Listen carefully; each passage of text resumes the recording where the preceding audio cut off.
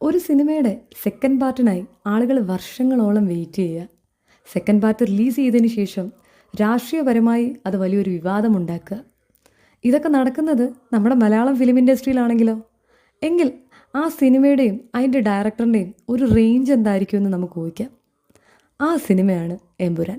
സിനിമയിൽ negative role ചെയ്ത ക്യാരക്ടറിൻ്റെ പേരും 2002 ഫെബ്രുവരിയിൽ നടന്ന ഗുജറാത്ത് റയറ്റിൻ്റെ സിമിലറായിട്ടുള്ള കുറച്ച് റെഫറൻസും ഈ സിനിമയിൽ ഉൾപ്പെടുത്തി എന്നതാണ് ഈ കോൺട്രവേഴ്സി ഉണ്ടാകാനുള്ള പ്രധാനപ്പെട്ട കാരണം. കഥയും കഥാപാത്രവും തികച്ചും സാങ്കല്പികമാണെന്ന് സിനിമയുടെ സ്റ്റാർട്ടിങ്ങിൽ തന്നെ മെൻഷൻ ചെയ്തിട്ടുണ്ടെങ്കിൽ പോലും ഈ സിനിമയിലെ കുറച്ച് സീൻസിന് യഥാർത്ഥ സംഭവവുമായി വളരെയധികം സാമ്യതകൾ തോന്നുന്നു എന്ന കാരണം കൊണ്ട് സിനിമയിലെ 17 സീൻസാണ് കട്ട് ചെയ്യാനായിട്ട് തീരുമാനമായിരിക്കുന്നത്.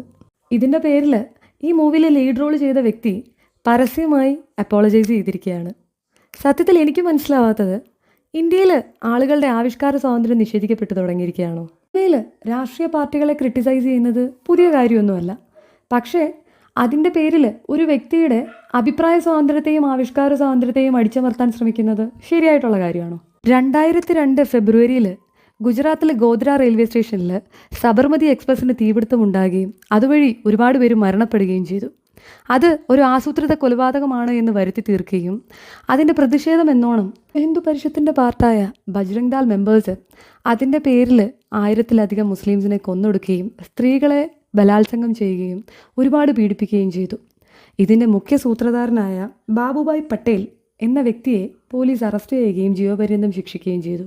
പക്ഷേ 2019 ചില ശാരീരിക പ്രശ്നങ്ങൾ കാരണം ബെയിൽ കിട്ടുകയും ചെയ്തു. ഇന്ന് ഗുജറാത്ത് മുഖ്യമന്ത്രിയായിരുന്ന ഇന്നത്തെ ഇന്ത്യയുടെ പ്രധാനമന്ത്രിക്കെതിരെ ഒരുപാട് പ്രതിഷേധങ്ങൾ ഉയർന്നിരുന്നു. ഈ സംഭവത്തിൻ്റെ ഒരു ചെറിയ റെഫറൻസ് ഈ സിനിമയിൽ ഉൾപ്പെടുത്തി എന്നതാണ് ഇത്രയും വലിയ വിവാദത്തിന് കാരണം.